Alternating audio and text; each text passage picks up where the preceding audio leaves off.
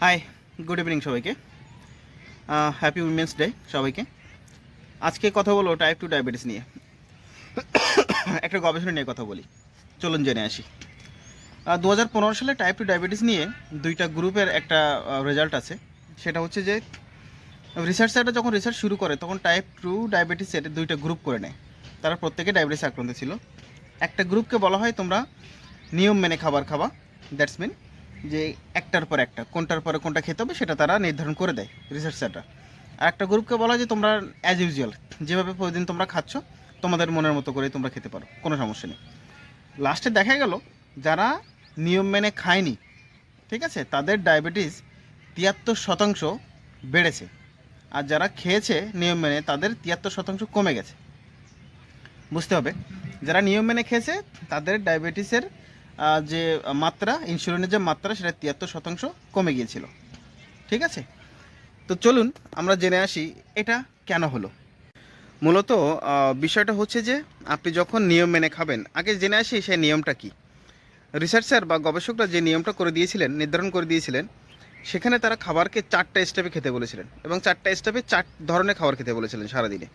তো প্রথম স্টেপটাকে যদি আমরা নিয়ে আসি, সেই প্রথম স্টেপে তারা যেটা বলেছিলেন যে ফাইবার, ঠিক আছে, আঁশযুক্ত খাবার, সোজা বাংলা যেটা বলি আমরা আঁশ। আপনারা জানেন যে ফাইবার বা আঁশ এটা খুব দ্রুত শরীরে হজম হয় না। তো এই ফাইবারের ভিতরে কী ছিল? ফাইবারের ভিতরে ছিল প্রচুর পরিমাণে শাকসবজি, সবুজ শাকসবজি এবং ফলমূল।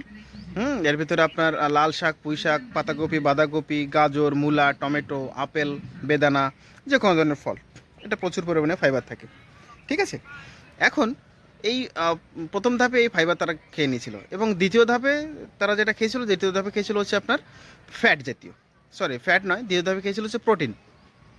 হ্যাঁ, এই প্রোটিন আবার বিভিন্ন ধরনের প্রোটিন আছে, যেমন প্রাণীজ প্রোটিন আছে, উদ্ভিজ প্রোটিন আছে।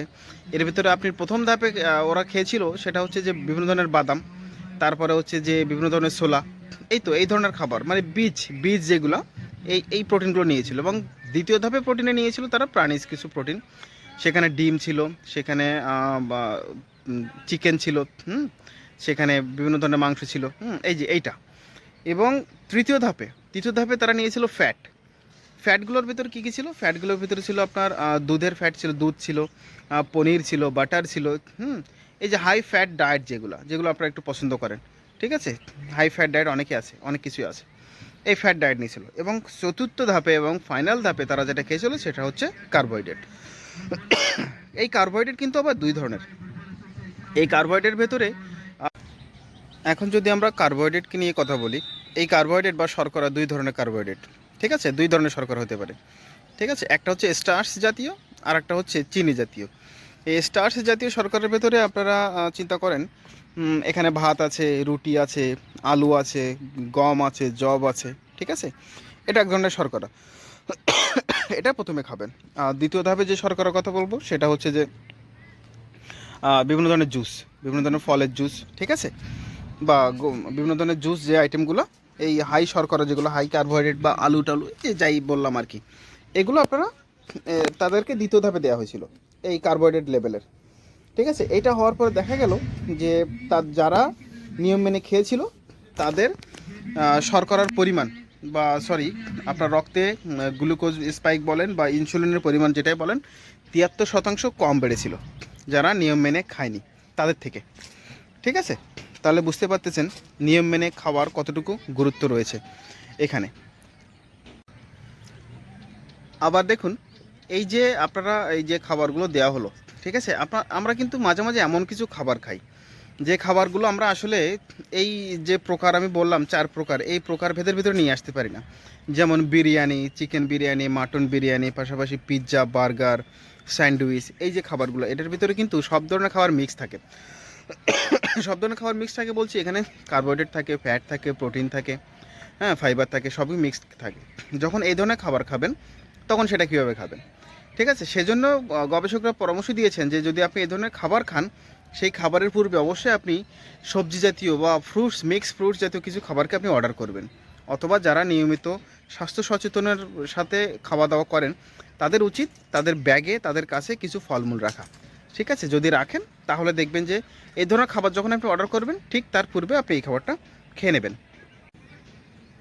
চলুন এবার জেনে আসি নিয়ম মেনে খাবার খেলে কী ধরনের পরিবর্তন আমাদের শরীরে হয়। ঠিক আছে, এতদিন কিন্তু আমরা জেনেছি যে আমরা যখন খাবার খাই বা যে যত ধরনের খাবার খাই না কেন, এই খাবারগুলো সব একসাথেই পাকস্থলীতে জমা হয়, সেখান থেকেই শোষণ হয়। ঠিক আছে, আমরা সবসময় বলি আরে যাবে তো সব এক জায়গাতেই। ঠিক আছে, বিষয়টা সেরকম নয়। ঠিক আছে, এতদিন গবেষণায় যত যে জিনিসটা দেখা গিয়েছে যে আপনি যা খাচ্ছেন এই খাবারটা প্রত্যেকটা স্টেপে সেখানে ব্রেকডাউন হচ্ছে, প্রত্যেকটা স্টেপে খাবারটা ভাঙতেছে। সাপোজ আপনি একটুকু রুটি খেলেন, ঠিক আছে, এই রুটিটা যখন আপনার অন্ত্রনালী দিয়ে ভেতরে যাবে, ঠিক আছে, এটা আপনার পাকস্থলী হয়ে ক্ষুদ্রান্ত হয়ে বৃহদান্ত্র হয়ে তারপরে এটা আপনার বর্জ্য হিসেবে বেরোয় যাবে। এই যে প্রত্যেকটা স্টেজ, এই স্টেজে কিন্তু এই খাবারের পার্টিকেলগুলো ভাঙতে থাকে। আপনি যখন খাচ্ছেন তখন একটা স্টেজে ভাঙলো, আপনার যখন অন্তর্নালীতে যাচ্ছে তখন একটা স্টেজে ভাঙবে, এরপর ক্ষুদ্রান্তে যাবে ভাঙবে। ঠিক আছে, হ্যাঁ, এরপর এর আগে আপনার পাকস্থলী হয়ে যে প্রসেসটা হচ্ছে সেখানেও খাবার ভাঙতেছে। এই প্রত্যেকটা স্টেজে খাবার ভাঙছে এবং এর যে এনার্জি, এর যে জীবনশক্তি সেটা শোষিত হচ্ছে আমাদের বডিতে। ঠিক আছে, এই জন্যে আমাদের ওই চিন্তা করার দরকার নেই যে সব এক জায়গাতেই যাচ্ছে। এখন দেখা যাচ্ছে যে এই খাবারের যে ক্রম অনুযায়ী আপনার যেটা আমি বললাম যে প্রথমে হচ্ছে আপনার ফাইবার জাতীয় খাবার। ঠিক আছে, বিষয়টা হচ্ছে যখন ফাইবার জাতীয় খাবার আপনি প্রথমেই খাবেন তখন হবে কি, এই ফাইবারটা খুব ধীরে ধীরে আপনার শরীরে শোষণ হবে, এক চান্সে হবে না। এটা হওয়ার কারণে কী হবে কি জানেন, ওটা আপনার পাকস্থলীতে একটা প্রোটেক্টিভ লেয়ার তৈরি করবে। ঠিক আছে, এই লেয়ারের উপরে কিন্তু সরাসরি শর্করা বা চিনি যাই এফেক্ট করতে পারবে না। ঠিক আছে, যদি শর্করা বা চিনি এফেক্ট করতে না পারে আপনার গ্লুকোজ স্পাইক হবে না, আপনার শর্করার পরিমাণ বাড়বে না, আপনার ডায়াবেটিসের ঝুঁকিটা কমে যাবে, বা ডায়াবেটিস থাকলেও সেটা ধীরে ধীরে নিচের দিকে আসবে। ঠিক আছে, এরপরে যখন আপনি প্রোটিন খাচ্ছেন, এই প্রোটিনটা কিন্তু আপনার আরও একটা প্রোটেক্টিভ লেয়ার তৈরি করতেছে। তো বুঝতে পারতেছেন এতগুলো প্রোটেক্টিভ লেয়ার পাস করে ওই শর্করা বা চিনি খুব দ্রুত আপনার শরীরে মিশতে পারবে না। ঠিক আছে, এটা হচ্ছে এটার পজিটিভ দিক। একটা গবেষণায় দেখা গেছে যে দৈনিক একটা মহিলা বা মেয়েদেরকে যদি ধরা হয়, তাদের যে পরিমাণ ফাইবার প্রয়োজন সেটা হচ্ছে 25 গ্রামের মতো ফাইবার প্রয়োজন, এবং একটা পূর্ণবয়স্ক মানুষের ছেলেদের, ঠিক আছে, তাদের 38 গ্রামের মতো এই ফাইবার দরকার হয়। ফাইবার এবং প্রোটিন এরা যে প্রোটেক্টিভ লেয়ারটা তৈরি করে, এরা কিন্তু কী করে জানেন, এরা হচ্ছে আপনার সরাসরি চিনিকে শোষণ হতে দেয় না, এবং শোষণ হলেও সেটা অনেক স্লোলি হয়, অনেক দ্রুত হয় না, স্লোলি হয়। স্লোলি হওয়ার কারণে আপনার গ্লুকোজ স্পাইক হয় না, হ্যাঁ, আপনার রক্তে শর্করার পরিমাণটা বেড়ে যায় না। ঠিক আছে, কারণ আমরা জানি যে ফাইবার প্রোটিন এরা কি করে, এরা খুব দ্রুত শোষণ না হওয়ার কারণে আপনার খুব দ্রুত ক্ষুধাও লাগবে না, এনার্জি লেভেলটা অনেকক্ষণ ঠিক থাকবে। ঠিক আছে, শর্করা বা কার্বোহাইড্রেট যেটা করে দ্রুত খুব রক্তে মিশে যায় এবং খুব দ্রুত আপনার শরীরে এর ইফেক্ট পড়ে। হ্যাঁ, দ্রুত এনার্জি পাবেন, দ্রুত এনার্জি লস হয়ে যাবে। ঠিক আছে, এটা একটা প্রবলেম। এটা হওয়ার কারণে আপনার হরমোনের ইমব্যালেন্স তৈরি হবে। ঠিক আছে, বিষণ্ণতা আসবে, ঘুম ভাব হবে, মাথা যন্ত্রণা হবে। ঠিক আছে, বিভিন্ন ধরনের ডিসঅর্ডার দেখা দেবে। ঠিক আছে, এবং ফাইনালি আপনি বড় ধরনের সমস্যাতে পড়ে যাবেন। ঠিক আছে, এই জন্যে ফাইবার যখন খাচ্ছেন বা প্রোটিন এবং ফ্যাট, এই তিনটা যখন পরপর খেয়ে যাচ্ছেন তখন দেখবেন যে ক্ষুধার প্রবণতাটা অনেক কমে যাবে। প্রায় 2-3-4 ঘন্টা পর্যন্ত আপনি ক্ষুধা ফিল করতে পারবেন না। যখন ক্ষুধা এরকম ফিল করতে পারবেন না, বারবার হাঙ্গারনেস হচ্ছে না আপনার, তখন কিন্তু ডায়াবেটিস থেকে আপনি অনেকটা দূরে থাকতে পারবেন। ঠিক আছে, যাদের ডায়াবেটিস আছে তারা এইভাবে নিয়মটা মেনে চলবেন। ঠিক আছে, আপনারা জানেন কিনা জানি না, আমাদের ক্ষুধা বাড়ায় কিন্তু গ্রেলিন হরমোন। ঠিক আছে, এই গ্রেলিন হরমোন এটা কিন্তু যদি বারবার নিঃসরণ হয় আপনার বারবার ক্ষুধা পাবে। ঠিক আছে, এটা নিঃসরণ কেন হয়, অতিরিক্ত কার্বোহাইড্রেট শর্করা জাতীয় খাবার যখন খাবেন খুব দ্রুতই আপনার হজম শক্তি বাড়ায় দেবে এবং খুব দ্রুত আপনার ক্ষুধাও বেড়ে যাবে। ঠিক আছে, গ্রেলিন হরমোন যাতে দ্রুত রিলিজ না হয় এই জন্য আপনারা কার্বোহাইড্রেট, প্রোটিন, ফ্যাট এইভাবে ক্রম অনুযায়ী খাবার খাবেন, এবং দিনের শুরুতে অবশ্যই প্রচুর পরিমাণে শাকসবজি ভেজিটেবল দিয়ে খাওয়া দাওয়া করবেন। ঠিক আছে, যদি গ্রেলিন হরমোন না বাড়ে তাহলে কিন্তু আপনার আলটিমেটলি ওজন কমবে, আপনার ডায়াবেটিস, ইনসুলিন স্পাইক যেটা সেটা ঠিক থাকবে, আপনার হরমোনাল ইমব্যালেন্স তৈরি হবে না। এই যে একটা ভালো পজিটিভ দিক, এই দিকগুলো যদি আপনি পেতে চান তাহলে এই হরমোনের যে কন্ট্রোলটা, ঠিক আছে, এটা করতে হবে, এবং কীভাবে করতে হবে সেটা প্রচুর পরিমাণে ফাইবার এবং ফ্রুটস দিয়ে আপনার দিনের খাওয়া দাওয়াটা শুরু করতে হবে। খাবার যে এই ক্রম বললাম, ঠিক আছে, এই যে নিয়ম বললাম, এই নিয়ম মেনে খাওয়ার কারণে, ঠিক আছে, যাদের উপর এই গবেষণা চালানো হয়েছিল দেখা গিয়েছে যে তাদের প্রায় 2 মাসের মধ্যে প্রায় 2-3 কেজির মতো ওজন তাদের কমে গিয়েছিল। পাশাপাশি তাদের রক্তে যে গ্লুকোজের পরিমাণটা, চিনির পরিমাণটা, সেটা আপনার 18 মিলিগ্রাম প্রতি ডেসিলিটারে 18 মিলিগ্রামের মতো কমে গিয়েছিল। তার মানে যাদের ডায়াবেটিস ঝুঁকি ছিল, ডায়াবেটিস ছিল, তারা কিন্তু এখান থেকে বেরিয়ে আসতে পেরেছিল এবং সুস্থ জীবনযাপন তারা করেছে। একটা বিষয় জানার দরকার, যেটা হচ্ছে রক্তে রক্তে যে শর্করার পরিমাণ বা চিনির পরিমাণ, এটা প্রতি ডেসিলিটারে যদি 100-র কম থাকে তাহলে কিন্তু আপনি সুস্থ মানুষ।